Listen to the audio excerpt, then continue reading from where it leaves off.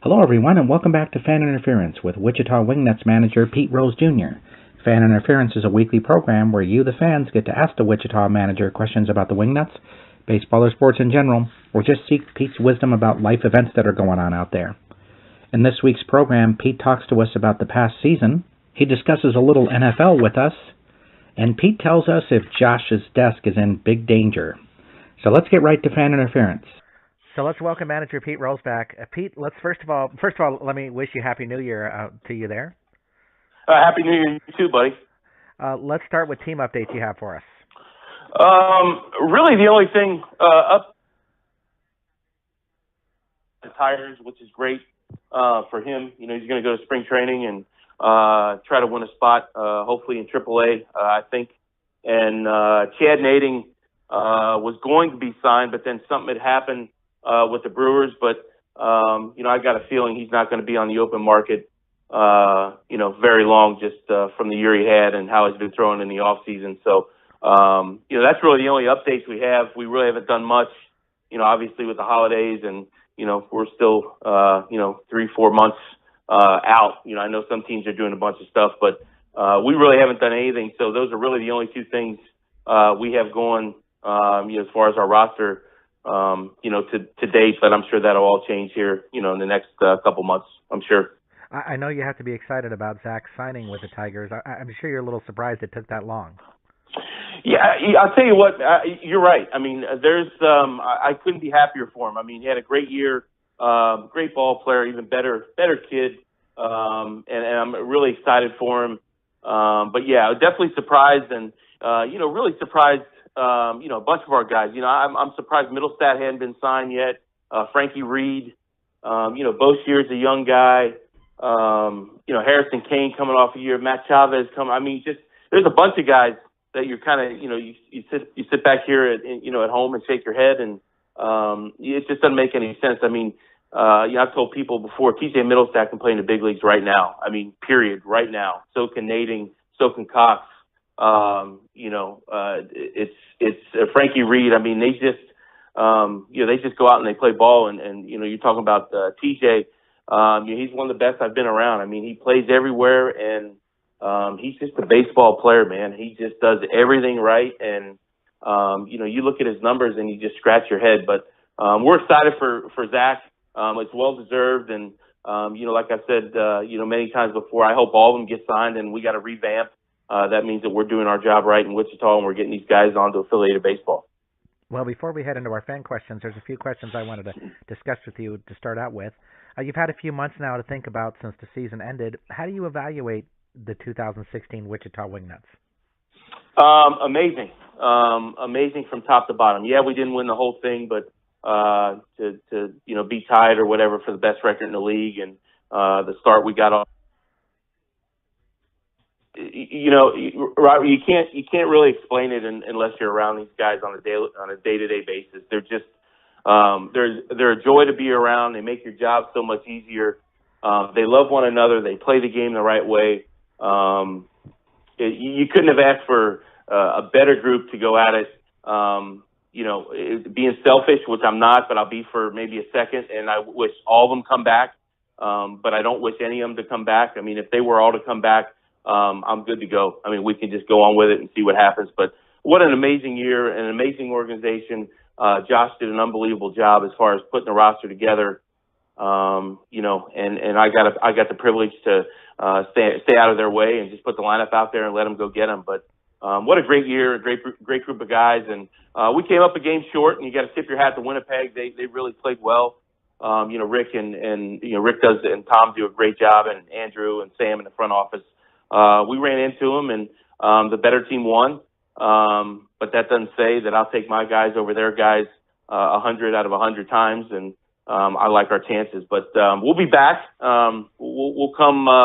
You know, I think Laredo. We open up a Laredo at home, and we'll be on time, and we'll play the game the right way the first night out, and we'll see what happens. What we have when we have it, and we'll go from there. You know, I have to tell you that one thing that really impressed me about you this season is that the team started out 6-11, but there was nothing inside of you or anything you said, anything about the way that you acted that made me have any impression that you were ever concerned about that. and then the team winds up having the top record in the league. That's really unbelievable, to be honest with you. Well, it's yes, but really, it's really not, because like I said, if and you kind of got a chance of a little bit being around us a little bit, but when you go into spring training and you see how these guys work and you see the talent that we have, sometimes really, really good teams just take a little bit to find themselves, to kind of figure out, how we're going to go at this thing. And it took us a little bit of time, which, hey, that's fine. I mean, I'd rather take his time and, peak at the right time instead of, starting out of the gate. And, I just didn't have any panic, just because I knew what I had. I knew coming to the ballpark, at 6-10 or 6-11 or whatever it was, I knew we had a chance. And it was just a matter of time before something was going to spark us. And once it did, we just kind of went from there. And, it was that game in Kansas City where I think we scored 4 in the ninth with 2 outs, and it went extra innings, and we ended up winning. And from there, we just kind of took off. But, it's really not that hard, man. And when you have guys the way I had, or what I had on our team, and you just kind of sit back and you just let them go. And it's really easy to stay positive with the group that we had, just because you just knew it was going to happen. I mean, you could just sense it. I mean, they're too good at baseball players for them not to go out and figure this out and play as a team. And you know what, to their credit, and like I said, I didn't take it at bat. I didn't field a ground ball. I didn't throw a pitch. The credit is deserved for all those guys. I just wanted to stay out of the way, and you just knew something special was going to happen from the minute I got there. One thing we kind of joked about during the season was the number of times you were ejected, leading the league. Do we see you looking to top that record this year? I tell you what, I personally don't like it, but if I'm really easy to get along with. If you miss a call, I understand it. I don't bark at umpires. I mean, you see me. I rarely call balls and strikes. I never say a word unless if it has something to do with one of my guys and I got to protect one of my guys. I'm going to protect them to the fullest. I mean, it's a family. I hate to get ejected, and that's the God's honest truth. But sometimes umpires can, hey, I missed it. Okay, you can't say anything else. You go back in the dugout, and I understand that. We're all human. We all make mistakes. But when you get guys that they don't want to admit to a mistake, and sometimes I'm wrong as well, and I'll admit when I'm wrong. But sometimes when it doesn't go that way, it kind of gets a little out of control sometimes, and you kind of voice your opinion. But once I'm thrown out and that's over with, it's done with. I don't hold grudges. I never have, and I never will. It's just kind of part of the game. But we'll see if it goes past 9. Hopefully it doesn't. That means we're doing okay. But I guess you really can't rule it out. But it's something I don't like to do. But if it happens, it happens. And actually, I can tell you the first time this year I got thrown out for something towards me as opposed, to my players. It's usually because, if my player takes a called third strike, you don't think it's a strike, well, I'm going to go out and say something just because, you have to protect your guys. I mean, that's just kind of part of the game. Well, let's hope we don't have to work on that GoFund this year. Yeah, exactly. Well, let's head into our fan questions. First, Daniel from Wichita had a statement he wanted me to read. He said, I know you have to be disappointed that you did not win the championship, but that was an amazing first year as manager, Pete. Thanks for the great job you did. Well, thanks to the fans. I mean, every guy in that locker room was disappointed that we didn't get, one more win, for our fans in Wichita and our organization. It's a great place to manage, and I'm not just saying that just because I'm the manager there. I mean, it's a great place for families. It's a great place to raise a family. City's great. It's a little hot. But what great people they have there. It's just it's a joy to go and to be there. And I couldn't have fell into a better situation. And like I said before, I'm super anxious to get back there. And when you have two little people that really can't, they're already looking at schedules, trying to figure out when they're going to come to Wichita. I mean, that says a lot about the city. But I appreciate that. But we're going to give it another shot this year, and we can see if we can. Get one more for the fans and the organization and bring something back to Wichita. Alan from Garden City has a question which I think a lot of people wonder. He says, how is it that no one signed Harrison Kane in affiliate ball? Great hitter, incredible fielder, speed. I don't get it. He's preaching to the choir. I do not get it. I mean, to think that, Harry has never played affiliated ball is just mind-boggling. And, I just remember my dad's always saying, hey, if you hit 300 in T-ball, 300 is 300. It doesn't matter, where you're hitting. And he hit 350, and, you marvel at what he does on the he can play the infield, but boy, can he play center field. And he's another guy where you just kind of scratch your head and you just wonder why. I mean, what's preventing, if they can be around my guys the way I am, they would salivate to get these guys into organization and get them on teams because, we got a lot of guys that can help a lot of major league organizations right now, and not only in AA or AAA, but in the big leagues. So I'm on board with him. I don't get it either. And, we just got to keep pushing for him to get signed, and hopefully somebody will take a chance on Harry because it's well deserved. I mean, it's well deserved. Lily says, you did such a great job with the team. Please say you are not leaving as Wingnuts manager.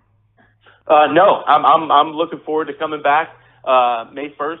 I think is when I'm scheduled to be back. And like I said, I'm excited, man. It blew my expectations out of the water. And when I got there last year and how the season went, and I'm coming back, and we're raring to get going here, and we'll see if we can make it happen. But I'm excited to come back, and like I told Josh, there's really nowhere else I really want to manage right now. I mean, it's a great setup. I mean, it's from top to bottom, every aspect of it, with the exception of the travel, obviously. But everything about it, it's just it's first class, man. It's a great place. So I'm not leaving. I'll be back for sure. Frank from Wichita would like to know, how much change are you expecting to have to make with the team for next season? Yeah, that's a good question. I think it all depends on, like if Zach got signed, if Chad gets signed or TJ gets signed. Like I said before, if they all want to come back, I'm all for it. And if I don't have to make any changes, I'm all for it. We can go at it again and see what happens. But I think, time will tell, and you kind of figure out who's going to go to spring training, who's going to get signed. You get guys that get released out of spring training, but, I would say not much, to be honest with you, just because, if it's not broke, you don't want to start messing with things and you don't want to fix it. I mean, you just want to, you hope that everybody wants to come back, and I think if that happens, that's going to be a plus for us. But we'll just have to wait and see what happens with spring training, and, whoever goes, whoever, gets signed or what have you, we'll mix and match and we'll go from there. But, I got an ace in my pocket with Josh, and like I said, he did an amazing job putting the team together last year. And if we need to get some guys, I'm sure, he'll be on top of it, as well I am this year, and we'll get back to it. Talking about the dreaded schedule, John from Emporia asks, what did you think of the schedule after you saw it? I know you were pretty irritated by the trips last year, but this season seems to be better. It sucks. It really sucks. It's just, I just don't get some of the things. I don't know. I guess, until you're on the bus, until you got to show up at 7 in the morning and go play at 7 at night, you just really won't understand it. But it's not as, but it's still pretty miserable. So, but hey, these guys did it last year, and if it's a little easier this year, they'll have no problem with doing it this year. And, we got a super nice bus, to travel on, thank God, for Mr. Rude and Nate and, Gary, our owners, that they kind of take care of us on that end. So we'll make it work, but it's still, we only go to Kansas City once, which is three and a half hours, which makes no sense. I still won't understand that, but at least we don't have to go to Gary, twice again. I think we go to St. Paul once, we go to Winnipeg once, we go to Laredo 3 times again, but I think we come back, we cut it in half, which is good. I think last year we went there and straight back. So it's a little bit better, but it's still not very good. So we'll see what happens. Miguel from Wichita would like to know how you feel about another Texas team joining the American Association this season. I don't mind it. I mean, Texas Dallas is Dallas. I mean, I'll tell you what, going down there, to play in Grand Prairie, well, what a super nice ballpark. And from what I understand, the Joplin team has moved to Cliff ballpark, and I'm looking forward to it. I mean, I think it helps us as far as travel because 5 hours really isn't that bad if you look at it, and everybody's south of us in our division. So like I said, we can go 14 Laredo, or go 5, break it up, and then go Laredo and come back. So I'm excited about it, and like we talked about last year, everybody, belly aches about Laredo. And, once you get down there, it's actually a really nice place, to go for 3 or 4 days, as far as being a visiting team. The hotel's great. There's places to eat. The ballpark's great. It's just that 14 down and 14 back. But if you can break it up, with this Claiborne team, which I'm sure is going to be first class, it's going to be nice, man. I mean, especially for us in the South. So, I'm looking forward to it. I think it's going to be a nice place. Plus, you get Claiborne and Grand Prairie right next to each other too. So that makes exactly.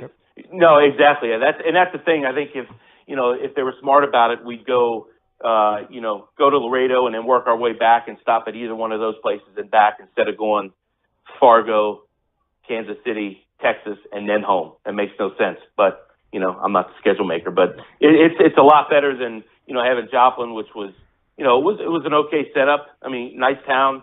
But, like you said, you got Fort Worth and Grand Prairie right next to each other, so that's going to help out with the travel. Steve from Pittsburgh asks of you. He says, as a manager, how do you manage a player when his conduct is detrimental to the team, in your opinion, but the talent is so good? Is the talent worth it when a person is a cancer? No, not at all. If you got a guy that's a cancer, it's not going to do anything but bring your team down, and it doesn't matter if he's a Hall of Famer or not, or what have you. It's just, and it's just, if you can sit the guy down and kind of explain to him what's going on. Usually when you do that, you make them understand, listen, this is what's going on, they kind of figure it out. But me on the way I like my teams is I'm a character guy first and foremost. And if you give me a 100 on the character guy and let's say a 60 on talent as opposed to a 100 on talent and a 50 on character, I'm going to take the character guy over the talent guy, every day of the week, just because it just does more, for your club. I mean, the less so-called cancers you can have, the better off you're going to be. I think sometimes people forget that that's 100 days out of the season that you're stuck with somebody. Yes. It's like I said, it's a family. I mean, you have your rifts and you have your arguments, and that's just kind of part of being baseball. But when part of being around the team, I should say. But when you when you have a group of guys like I had last year, you don't have to worry about that because they kind of take care of everything themselves. I mean, when you have Cleveland's and Middlestats and Reeds, guys that have been there, that have played, and then you add your young guys and Salgados and Boshiers and Prigatanos. I mean, it's a great mesh when you have older guys that can just kind of say, okay, let's clean that up here and just kind of put it out there, as opposed to taking 3 or 4 or 5 days to kind of put out fires. I never had to worry about the clubhouse. It was always taken care of, and it's just another tip of the cap to our guys that we had last year. Zach from Ottawa wonders from you. He says, Pete, the Cubs won the World Series. Is Armageddon far behind? I hope not. I mean, I want to live. I want to live longer. I want to manage some more baseball. But what a great run they had. I mean, what a great series. I mean, you just kind of knew something after they were down 3-1 that something was going to happen, and they made it happen. And what a great series to watch. I mean, that was. If you're a baseball fan, I'll tell you what. Game 6 and 7 were. Unbelievable to watch, which I'm sure you watched. This is, like I did, but I sure hope not. Armageddon's, not too far behind. I hope it's not for another 100 years or something. So I'll be long gone, and my kids will be long gone. So, we'll wait a little longer on that one. A few questions from people from Ohio. The first, Phil from Cincinnati wants to know, what do you think the Reds need to do to turn things around and get back to the top of the division? They could hire me first and foremost. But that would kind of contradict myself about going back to Wichita. But, I just think that, they're starting to get some young talent. And, I just think some guys need to step up and be leaders and kind of go from there. I mean, I'm always been a Reds fan. I have since I've been born. And, I want to see them do well. Like we've talked about on numerous occasions, that's a dream job for me because it's home. I don't know. I think they're going to struggle again this year. They got really good young pitching. They got some good young position players. So we'll see what happens. I mean, I wish them nothing but the best, and hopefully they can turn it around because like he said, I'm a Reds fan as well as he is, and it's not very good when they struggle. Being around the city and the red struggling is really something we're not accustomed to, getting used to. Jack from Cincinnati would like to know what happened to the Bengals this season. We struggled. I mean, it's been a bad season for the Who Day this year, man. I'll tell you what, but you can't fall off the wagon, and they finished with a 2-game winning streak, and we had some injuries, but that's no excuse. With the team we had, we should have won, and we'll be back next year. I mean, that's all you can do. You can just regroup, but definitely a big disappointment. Coming from a huge Bengal fan of myself, but you live with them, you die with them, and just the season that we got to put behind us and get ready for next year. Dan from Columbus would like to know if you see Marvin Lewis's job being in danger after such a disappointing season. That's a good question. I don't know. He's a great coach. I mean, you look, he's been in the playoffs, 6 out of the last 7 years. I mean, look what he's done here. Look what he's built here. A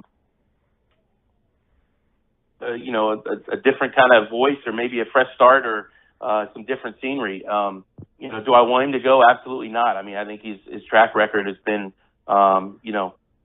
really good here. In the whole elephant in the room, you can't win a playoff game, but in the NFL, think about how hard it is to get to the playoffs, and he's done that. Like I said, the past 6 seasons, and didn't get it done this year. So I think he'll be back. But if something happens next year, then hey, you never know. I mean, the talent's there, and I think Marvin does a great job, and I'm behind him, 100%. I mean, I love what he's done here, and he's brought us back to getting back to being respectable again. Because you're in the manager side now as well, I'm interested in your perspective about this, because you and I grew up in the same kind of age around baseball. Tommy Lasorda didn't win every year, but he won championships. Tommy Lasorda, right. Okay, so sure, but nobody ever talked about wanting to fire him. And I'm looking at this and I'm thinking, do they give coaches and managers too short a leash to win? It's funny you say that. And I think it's probably because of the social media today. Just because everything, if you go back to, you're talking about Tommy Lasorda, like when we grew up, about this guy being late, or this guy wearing this to the ballpark, or this guy going out here or doing whatever. You just reported on the game, and there was not so much outside distractions that you report on everything these days. So I think some people, hey, you got to win now. But I think if you look at the organizations that, that really win, year in, year out, they're always stable at the managerial position, and they don't go, they don't give a guy a short leash. Okay, we didn't win this year, you're out, bring somebody else in, because I don't think you can do that. If you keep bringing guys in and out, I think, a great example of that is Cleveland. I mean, Hugh Jackson, who I think is a great head coach, is there. They won 2 games, and there's not one question ever said about him not coming back next year. And I think that's the best thing, that the Browns could do, because he's going to do great things there, just because on, obviously you talk about his track record, but they're going to give him a chance. They're not going to, hey, front run and, get this guy out and bring somebody else in, or do this or do that. So I think the leashes are shorter, but if you look at the teams that kind of fire people, quicker than others, they usually don't win a lot. And it's, I kind of put that kind of together with, okay, maybe it's the players, maybe it's not the manager's job, but on the other him. But I think if you believe in somebody, you give them a chance. I think you have a better shot at winning. So, I like kind of what the Cubs do, or the Cubs, or more like the Cardinals. Guys that have long-standing. Look at Boston. Look at Cleveland. You get guys in there that are going to be there for a while. You can build from there, and you can have one way, and it goes from top to bottom, and that's how you make your system better. Jenny from Mays would like to know from you. She says she loves reading about player superstitions. Did you have any as a player, or do you have any as a manager? I have so many superstitions that it would take us probably 17 shows to get through, and that's from playing for so long. But I go to Starbucks every day. I get the same drink every day. If I ate at Chipotle the day before for lunch and we won, I'll go back to Chipotle the next day, and I'll go back to if we keep winning. So I went to Sonic pretty much after every game at home last year and got the same thing. I'm superstitious. same undershirt. I wear it, obviously it gets cleaned every day. I'm not one of those guys, but, I wish I wasn't, but, my dad was, I was as a player. I think that's just kind of, having your routine. So, I got a few, they're not kind of, crazy, but Starbucks is a big one. Where I eat is a big one. Shoes, that's usually a big one. But, that's just kind of part of being who I am. Sam from Arkansas City would like to know if you made any New Year's resolutions for this year. No, I mean, obviously to live healthier. I mean, get back in shape, and I just bought a Peloton bike, so I'm starting to do spin classes at home. But the whole health craze. As you get in your older years, I'm 47, so I'm a little bit more health conscious to get back in shape and lose some weight and kind of take some pressure off my I have a knee replacement obviously on my left knee, so that'll all change once Sonic after the game like we just talked about. So I'm sure I'll just play for the tie, take it off before I get there and put it back on during the season. So but I mean, obviously, just being more of a healthy, lifestyle, dinners and stuff like that. And, just trying to get back in somewhat decent shape. Well, our last question for this week's show, I think a lot of people wanted to know, which is from Mike from Wichita. He wants to know if you surfed on Josh's desk at the end of the season.